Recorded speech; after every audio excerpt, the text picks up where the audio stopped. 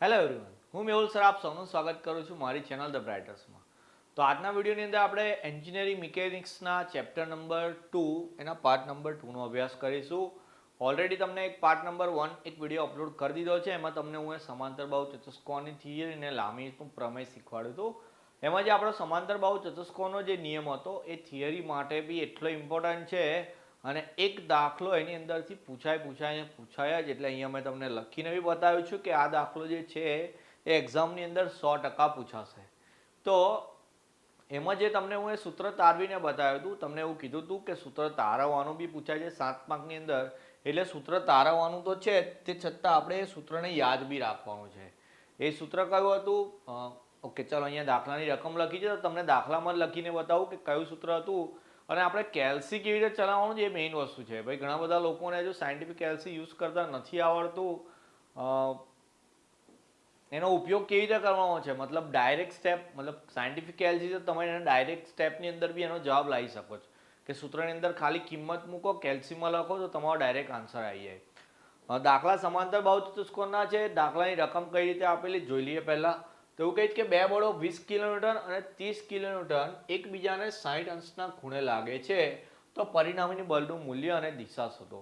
બે સૂત્ર હતા, એક આરનું સૂત્ર હતું, એક આલ્ફાનું સૂત્ર હતું. તો આરનું જે સૂત્ર છે એ મૂલ્ય આપશે અને આલ્ફાનું જે સૂત્ર હતું એ આપણને દિશા આપશે.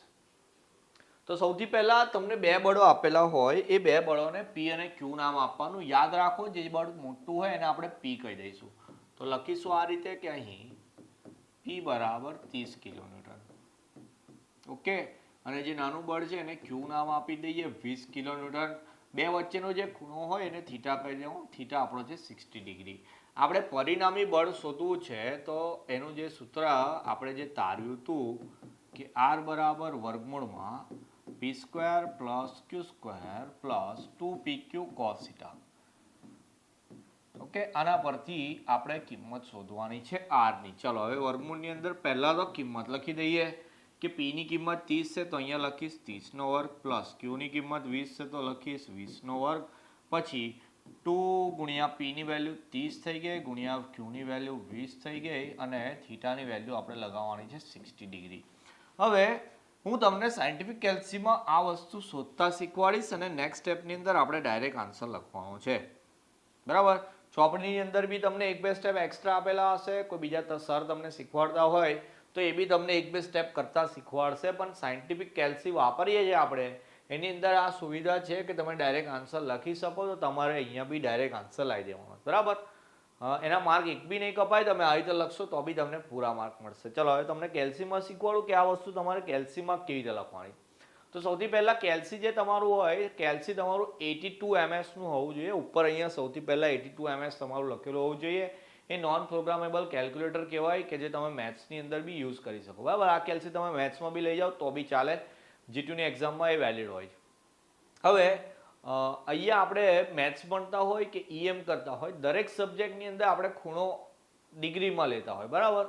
તો ડિગ્રી માટે તમારા કેલ્સીની અંદર સૌથી ઉપરની જે લાઈન છે તે એકદમ નાના અક્ષરે ડી લખેલો હોવો જોઈએ. જો એ ડી ના હોય તો તમારા આન્સર ખોટા આવશે. તો સૌથી પહેલા તમારે ત્યાં ડી રાખવાનું. હવે કોઈના કેલ્સીની અંદર ડીની જગ્યાએ કોઈ બીજી વસ્તુ લખેલી હોય, આર લખેલો હોય, એમ લખેલો હોય, તો એને દૂર કરી દેવાનું. દૂર કેવી રીતે કરવાનું એ તમને બતાવી દઉં. તો કેલ્સી જે તમારું છે, કેલ્સીમાં તમારા બટનની ઉપર તો અલગ અલગ નામ લખેલા છે. કે જેમ કે તમે દેખો તો તમારી અમુક જગ્યાએ તમને એક્સ સ્ક્વેર એવું વંચાશે, સાઇન વંચાશે, કોસ વંચાશે, ઇવન લોગ બી લખેલું છે. તો જે બટન ઉપર જે લખેલું છે તમે દબાવો એટલે એ લખાઈને આવી જાય. જેમ કે સાઇન વાળું બટન દબાવશો તો સાઇન લખાઈને આવી જશે. પણ તમે એક વસ્તુ નોટિસ કરો કે બટનની ઉપર બી, મતલબ સરફેસ પર બી કશુંક કશુંક લખેલું. જેમ કે સાઇનનું બટન છે ને, એની ઉપર સાઇન ઇન્વર્સ એવું લખેલું છે. પછી લોગનું બટન છે એની ઉપર 10⁻× x એવું લખેલું. તો જે બી વસ્તુ કેલ્સી પર બટનની ઉપર લખેલી હોય તે લાવવા માટે પહેલા તમારે શિફ્ટ દબાવવાનું, એના પછી એ બટન દબાવવાનું. જેમ કે એવું માનો કે મારે 10⁻ લખવું છે, તો હું કરીશ મેં તો દેખો જરા 10 ની ઉપર 10⁻ લખેલું. તો સૌથી પહેલા શિફ્ટ દબાવો, પછી 10 દબાવો તો 10⁻ લખાઈને આવી જશે. કેલ્સી લઈને બેસો, જે બી કહું છું એ ચેક કરતા રહેજો જોડે જોડે. વાત જે હતી આપણી ડીની, કે ડીને હટાવવા માટે શું કરવાનું. તો ડીને હટાવવા માટે યાદ રાખજો એક પ્રોસેસ અહીંયા લખી બી દઉં તમારા માટે. સૌથી પહેલા શિફ્ટ દબાવવાનું તમારે, એના પછી મોડ લખેલું બટન દબાવવાનું, એ તમારું રાઈટ સાઈડ પર તમને દેખાશે. શિફ્ટ દબાવવાનું પછી મોડ દબાવવાનું, બંને એક સાથે નહીં દબાવવાના, વારાફરતી શિફ્ટ દબાવો, મોડ દબાવો, પછી શિફ્ટ ને મોડ દબાવશો તો તમને 1 2 3 એવી વસ્તુ લાવશે. એમાં 3 નંબર પર ઓલ લખેલું તમને વંચાશે. તો જે ઓલ લખેલું હોય છે 3 નંબર પર, એનો મતલબ કે આપણે સિમ્પલ જે 3 નંબરનું બટન છે એ દબાઈ દેવાનું છે. એ દબાયા પછી 2 વખત ઇક્વલ ટુ કરી દો તો તમારું ડી જે મેં માંગુ છું એ ડી તમારા કેલ્સી પર આવી જશે. આ પ્રોસેસ યાદ રાખવાની છે. કેલ્સીના ઢક્કન પર બી લખાઈને આવે છે, જો ભૂલી જાઓ તો બી વાંધો નથી.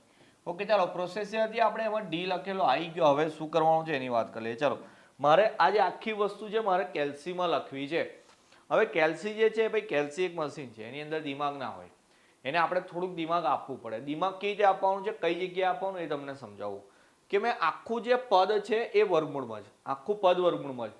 તો કેલ્સીને એવું કહેવું પડશે કે ભાઈ આખું પદ વર્ગમૂળમાં છે. એના માટે આપણે એવું કરીશું કે વર્ગમૂળ દબાયા પછી એક કૌંસ ચાલુ કરી દઈશું. બરાબર, કેલ્સીની અંદર મેં સૌથી પહેલા વર્ગમૂળનું બટન દબાવ્યું, પછી એક કૌંસ ચાલુ કર્યો. મારી ડિસ્પ્લેમાં જે લખાય છે હું અહીંયા લખતો જાઉં છું.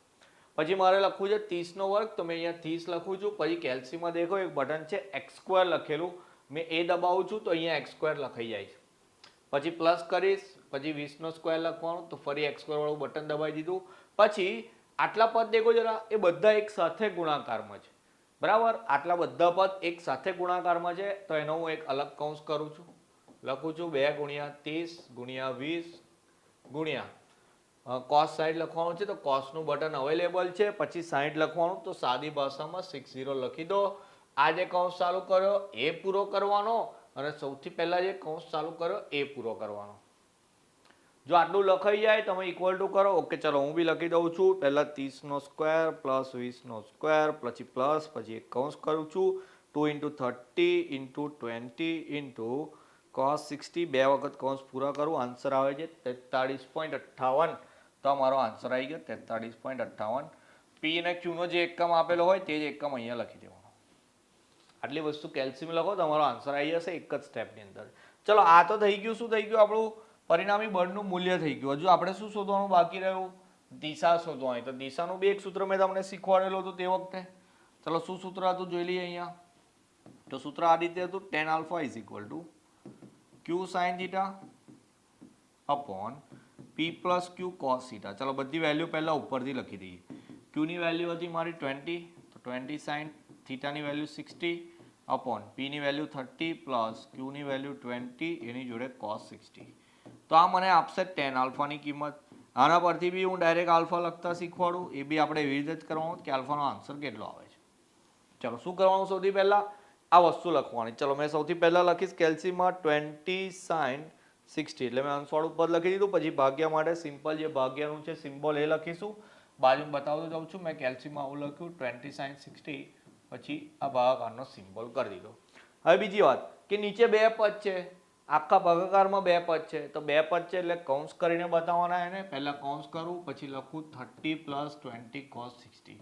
જ્યારે એક કરતા વધારે પદ આવે તો એને કૌંસ કરીને બતાવવાના. એક સાયન્ટિફિક કેલ્સીનો મેઇન નિયમ છે. ચલો, 30 + 20 cos 60 ઇક્વલ ટુ કરી દઉં છું, તો 0.4330 આવે છે. પણ મારે એ આન્સર નથી લખવાનો, કારણ કે આ તો tan alpha હતું, એનો જવાબ એટલો આવે. મારે તો આલ્ફાનો જવાબ લખવાનો છે, તો એ જ જવાબ રહેવા દેવાનો છે. એના પછી શિફ્ટ દબાવવાનું તમારે, અને એના પછી tan દબાવવાનું છે, કે જેથી તમારી ઉપર tan ઇન્વર્સ લખાઈને આવી જશે. શું કર્યું મેં? જો અહીંયા શિફ્ટ દબાવું છું, tan દબાવું છું, એટલે tan ઇન્વર્સ લખાઈને આવી ગયું. જે 0.4330 વાળો જવાબ હતો એની ઉપર tan ઇન્વર્સ લખાઈને આવી ગયું. બરાબર. એના પછી તમારે અહીંયા આન્સર વાળું બટન લખવાનું છે, જે નીચે આપેલું છે. તો મેં આન્સર લખું છું અને ઇક્વલ ટુ કરું છું, તો આન્સર આવે મારો 23.41. તો 23.41 ડિગ્રી તમારો આન્સર થઈ ગયો. ક્લિયર? તો આટલું જ ખાલી સાયન્ટિફિક કેલ્સીની મદદ લેવાની છે, અને સૂત્ર ખાલી આ બે જે છે એ યાદ રાખવાના છે. કેલ્સી કેવી રીતે ચલાવવાનું ખાસ શીખી લેજો. મિકેનિકલની અંદર છે, આપણે સિવિલની અંદર, કાં તો ઓટોમોબાઈલની અંદર છે. આવા બધા ઘણા દાખલાઓ આવશે કે જેમાં આ કેલ્સીની મદદ પડશે. તો જે વસ્તુ અહીંયા શીખવાડું છું બેઝ, એ તમારે પાક્કો હોવો જોઈએ. તો આ રીતે એક દાખલો ગણે. આપણે બીજો એક સેમ દાખલો આવો બતાવી દઉં કે જેથી હજુ કન્ફ્યુઝન હોય દૂર થઈ જાય. રકમ અડધી લખી છે, 2 બળો 100 કિલોમીટરના આપેલા છે, એટલે P બી 100 છે અને Q બી 100 છે. બે વચ્ચેનો ખૂણો 45 ડિગ્રી છે. તો પહેલા ડેટા લખી દઉં કે અહીં બંને 100 છે એટલે તમે બંનેને પી ને ક્યુ નામ આપી દો કે પી બરાબર 100 કિલોન્યુટન અને ક્યુ બરાબર બી 100 કિલોન્યુટન. થીટા આપણને 45 આપેલો છે, theta is equal to 45 degree લખી દઉં. પછી લખું આરનું સૂત્ર under root P square plus Q square plus 2pq cos theta, 2pq cos theta. ચલો સિમ્પલ. હવે કેલ્સીની અંદર બધી વેલ્યુ લખી દેવાની. 100 નો સ્ક્વેર પ્લસ 100 નો સ્ક્વેર પ્લસ 2 ઇન્ટુ 100 100 બે વખત છે ઇન્ટુ cos 45. ચલો કેલ્સીની અંદર લખો. જરા પોઝ કરીને મને કહો કેટલો આન્સર આવે ડાયરેક્ટ આરનો આન્સર. તમને જે રીતે શીખવાડ્યું એ રીતે કેલ્સીની અંદર કરો. જરા કેટલો આન્સર આવે છે મને કહો. 100 સ્ક્વેર પ્લસ 100 સ્ક્વેર. આગળ તમને શીખવાડી દીધું કેવી રીતે લખવાનું છે, કઈ જગ્યાએ કૌંસ કરવાનો છે. એ બધી વસ્તુ લખ્યા પછી આરનો આન્સર જોઈએ છે. જરા દેખો કેટલો આવે છે તમારો. cos 45. ઓકે ચલો બે વખત બ્રેકેટ 10. તો આન્સર આવે છે મારો 184.77. આન્સર આવી ગયો હોય તો જરા કોમેન્ટમાં કહેજો. કેલ્સી ચલાવતા આવડી ગયું છે સર અમને એવું. ચલો એના પછી આપણે શોધવાનું છે tan આલ્ફા. તો tan આલ્ફાની બી ફોર્મ્યુલા લખીએ આપણે અહીંયા. તો tan આલ્ફાની ફોર્મ્યુલા હતી કે tan alpha is equal two q sin theta upon p plus q cos theta. અહીંયા બધી વેલ્યુ પહેલા લખી દઉં. તો q ની વેલ્યુ 100 હતી, sin 45 અપોન 100 પ્લસ 100 cos 45. આ વેલ્યુ તો બધી રકમમાંથી લખવાની છે એટલે એ તો બહુ ઇઝી લાગશે તમને. આના પરથી આપણે આલ્ફા શોધવાની ફોર્મ્યુલા જે તમને મતલબ કેલ્સીમાં શીખવાડ્યું એ રીતે જરા દેખો કેટલો આન્સર આવે છે. 100 sin 45. પોઝ કરીને આન્સર જોઈ લેવાનો. પછી દેખો જરા હું કરું છું મારો કેટલો આન્સર આવે છે. આન્સર આવ્યા પછી શિફ્ટ દબાવીને 10 દબાવો, આન્સર લખો તો તમારો આન્સર આવે છે 22.5 ડિગ્રી. તો આ રીતે તમારે કેલ્સીની મદદથી દાખલા ગણવાના છે. દાખલા 3 કે 4 માર્કની અંદર પૂછાય આ રીતનો દાખલો. અને આ રીતનો એક દાખલો 7 માર્કની અંદર બી ઘણી બધી વાર પૂછાય છે. આમ તો મેં તમને એવું કીધું થિયરી જે છે સમાંતર બાહુ ચતુષ્કોણની એ જ 7 માર્કમાં પૂછાય. પણ એક દાખલો આ લોકોએ એવો બનાવેલો છે કે જે 7 માર્કમાં પૂછાય છે કેટલી બધી વાર એ તમને હું અહીંયા શીખવાડી દઉં છું. તો ત્રીજો દાખલો કયો છે અહીંયા. ઓકે ત્રીજો અત્યારે જે મેથડથી કરા એ જ મેથડથી ગણો પણ તમને આકૃતિ આપેલી છે. એવું કહે છે કે આકૃતિમાં દર્શાવેલ બળ પદ્ધતિ માટે પરિણામી બળનું મૂલ્ય અને દિશા શોધો. તો અહીંયા જેમ કે બે બળ આપેલા છે 10 અને 5. જેમાં મોટું છે આપણે એને પી નામ આપી દઈએ. તો અહીંયા લખું કે અહીં પી બરાબર 10 ન્યૂટન છે, ક્યુ બરાબર 5 ન્યૂટન છે. પણ બે વચ્ચેનો ખૂણો નથી આપેલો. ભાઈ આ ખૂણો નહીં આપેલો. જો આ ખૂણો મને નથી આપેલો એટલે કે થીટા નહીં ખબર. પણ જો શોધવો હોય તો શોધી શકાય. જેમ કે અહીંયાથી આખો ખૂણો આપણને ખબર છે કેટલો આવે 180 નો આવે ભાઈ. રૈખિક જોડનો ખૂણો અથવા તો સરળ કોણ 180 નો આવે. તો આખો 180 માંથી જે બે ખૂણા આપેલા છે કયા કયા 40 ને 30 એને જો આપણે બાદ કરી દઈએ, આ બે ખૂણાને બાદ કરી દઈએ તો ઉપરનો જે ખૂણો નહીં ખબર તે મળી જાય. તો 40 બી બાદ કરી દઉં, 30 બી બાદ કરી દઉં એટલે ટોટલ 70 બાદ થઈ જાય. તો આન્સર આવે 110. 180 માંથી 70 ગયા 110 આવી ગયો. તો પી મળી ગયો, ક્યુ મળી ગયો, થીટા મળી ગયો. આગળની રીતથી જ આરનું સૂત્ર લગાવવાનું, આલ્ફાનું સૂત્ર લગાવવાનું, કેલ્સી ચલાવવાનું. કેટલો આન્સર આવે કોમેન્ટમાં બતાવી દો અને સારા અક્ષરે લખીને ફોટો પાડીને ટેલિગ્રામ પર મોકલી દેવાનો. બરાબર. તો આ દાખલો જાતે ગણવાનો છે. એના પછી જે 7 માર્કનો મેં તમને દાખલો કહેવો હતો ઇમ્પોર્ટન્ટ દાખલો છે એ જોઈ લઈએ. બરાબર.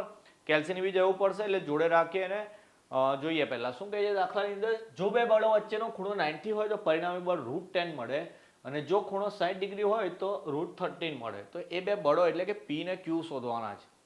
દાખલો થોડો લેન્ધી છે પણ 7 માર્કમાં પૂછાય એટલે મોટો તો હશે. ચલો કેવી રીતે ગણવાનો એની વાત કરી લઈએ. તો સૌથી પહેલા એવું કહે છે પહેલા કેસની અંદર કે જ્યારે બે બળો વચ્ચેનો ખૂણો 90 ડિગ્રી હોય ત્યારે પરિણામી બળ કેટલું મળે છે √10. તો અહીંયા લખી દઉં √10. એકમ નથી આપેલો તો √10 રહેવા દઉં છું. બરાબર. એકમ નથી લખતો. આપણી પાસે સૂત્ર છે. કયું સૂત્ર છે કે r બરાબર √p² + q² + 2pq cos theta પરથી. ચલો વર્ગ હટાવી દઉં, મતલબ વર્ગમૂળ હટાવી દઉં તો બંને બાજુ વર્ગ લઈ લઉં છું. તો r² બરાબર p² + q² + 2pq cos theta. એમાં થીટાની વેલ્યુ ખબર છે હું 90 લખી દઉં છું. 90. કેલ્શિયમ તમે cos 90 ચેક કરશો 0 થઈ જાય છે. એનો મતલબ કે આ બધા આ આખું પદ નીકળી જશે કારણ કે ગુણાકારમાં છે એટલે 0 થઈ જાય. r ની વેલ્યુ આપણને આપેલી છે કેટલી √10 આપણે અહીંયા લખીને તો r ની જગ્યાએ √10 એનો square is equal to p square plus q square plus 0. કારણ બતાવી દઉં કે ભાઈ cos 90 0 થાય છે એટલે આખું પદ 0 થઈ ગયું. ડન. ચલો હવે √10 નો સ્ક્વેર કરો એટલે વર્ગમૂળ નીકળી જાય તો એવું સમીકરણ આવ્યું p square plus q square બરાબર કેટલા 10. ચલો આને 1 નંબર આપી દો. 90 ખૂણો હતો ત્યારે આવું થઈ ગયું. હવે 60 ખૂણો હોય શું થાય છે એ જોઈ લઈએ.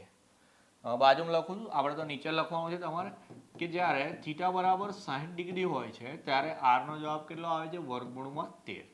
ચલો હવે સૂત્ર ફરી r સ્ક્વેર બરાબર p square plus q square plus 2pq cos theta પરથી બધી કિંમતો લગાવી દઈએ. અહીંયા r ની જગ્યાએ √13 નો square is equal to p square plus q square plus 2pq જોડે cos કેટલા લગાવવાના 60. ઓકે ચલો cos 60 લગાવવાના. હવે જો p square plus q square આટલું પદ દેખો જરા, આટલું પદ, તેનો જવાબ તો મારી પાસે તૈયાર છે કેટલો 10. સમીકરણ 1 પરથી લખાશે. અહીંયા વર્ગમૂળ નીકળી જાય તો આની જગ્યાએ 13, આની જગ્યાએ 10 પ્લસ 2pq cos 60 નો જવાબ ખબર છે આપણને 1/2 થઈ જાય અથવા તો 0.5 થઈ જાય, જેમાં આ બંને કટ થઈ જશે. આ 10 ને આમ લઈ આવું, 13 માંથી 10 જાય એટલે કે 3, તો pq નો જવાબ કેટલો આવ્યો 3. આ બધું ખાલી pq વધ્યું છે એટલે એનો જવાબ 3 આવી ગયો. અહીંયા એવું આવ્યું હતું કે p square plus q square બરાબર 10 છે. હવે બે સમીકરણ છે અને આપણે બે વસ્તુ એટલે કે p ને q શોધવાના છે. થોડુંક દિમાગ લગાવવાનું છે, શીખવાડું છું કઈ રીતે, જરા જોઈ લેજો. આવો બેઠો જ દાખલો પૂછાશે એટલે સમજી લો એકવાર. ખાલી અહીંયા 10 ને 13 ની જગ્યાએ કિંમત બદલાય તો વાંધો નહીં આવે, બરાબર, પછી ગણવામાં. ચલો હવે શું કરવાનું છે એની વાત કરું તો આપણી પાસે એક સૂત્ર છે a પ્લસ b કૌંસ પૂર્ણ વર્ગ હોય તો a square plus 2ab plus b square થાય. ઓકે, અને સેમ સૂત્ર a માઇનસ b કૌંસ પૂર્ણ વર્ગનું લગાવતા હોય તો a square minus 2ab plus b square થાય. એની મદદ અહીંયા લેવાની છે. ચલો મેં અત્યારે જે બોલ્યો એ વસ્તુ લખીને સમજાવું.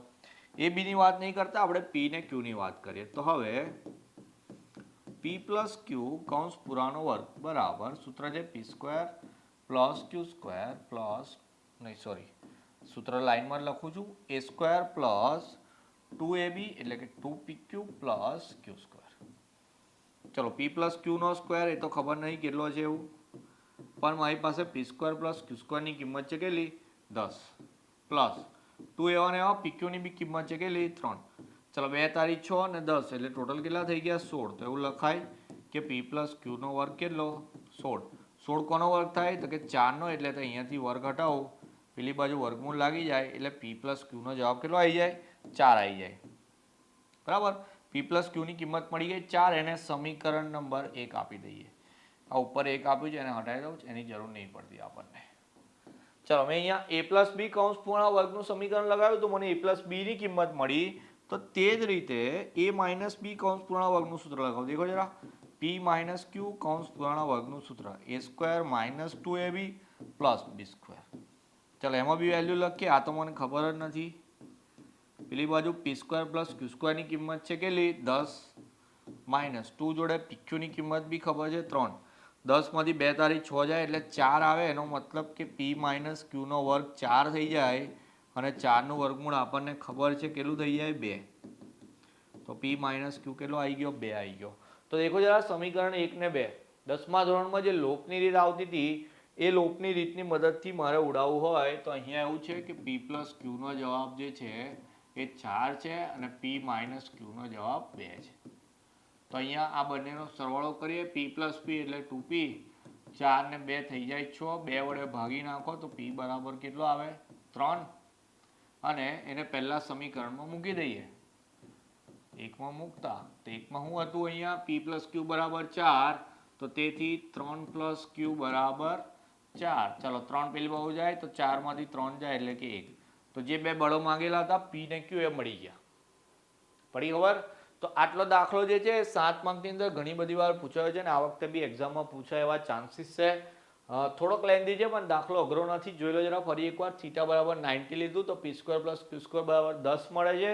થીટા બરાબર 60 લીધું તો pq બરાબર 3 મળે છે, કે જેમાં આપણે p સ્ક્વેર પ્લસ q સ્ક્વેરની કિંમત 10 લગાવી દીધી હતી. એના પછી મેં a પ્લસ b કૌંસ પૂર્ણ વર્ગનું સૂત્ર લગાવ્યું ને એક વખત a માઇનસ b કૌંસ પૂર્ણ વર્ગનું સૂત્ર લગાવ્યું તો એના પરથી મને a પ્લસ b ની એટલે કે p પ્લસ q ની અને p માઇનસ q ની કિંમત મળી. એ બંનેનો લોપ લગાવવા માટે બંનેનો સરવાળો કર્યો તો ક્યુ ક્યુ ઉડી ગયા, 2p ની વેલ્યુ 6 આવી ગઈ, જેને એક નંબરમાં મૂકી તો ક્યુ બરાબર બી 1 આવી ગયો. તો જે બે બળ માંગેલા હતા એ બંને બળો આપણને મળી ગયા. ઓકે, તો આ 4 દાખલા થઈ ગયા. આટલા જ દાખલા કરવાના છે. મેં તમને એક હોમવર્કમાં વચ્ચે આપી દીધો કે જેમાં પીક્યુ અને થીટા આપેલા છે. તમારે આરની કિંમત શોધવાની છે. એના પછીનો જે મોસ્ટ આઈએમપી દાખલો હતો 7 માર્કનો એ બી તૈયાર કરી દેવાનો.